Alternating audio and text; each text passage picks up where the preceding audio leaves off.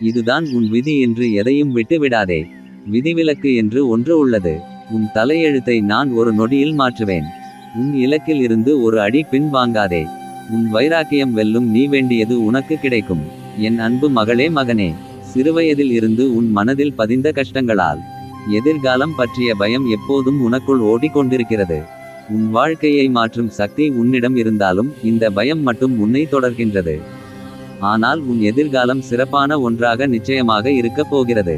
அதை என்னால் காண முடிகிறது. உன்னால் அதை உணர முடியாமல் போக பயமே காரணமாக உள்ளது.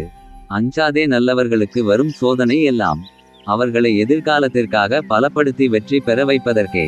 என் அன்பு மகளே, மகனே, நீ வாழும் காலம் சிறிது. அதில் இன்பமோ துன்பமோ அதனை தாங்கும் மன வலிமையை நீ அடைவாய்.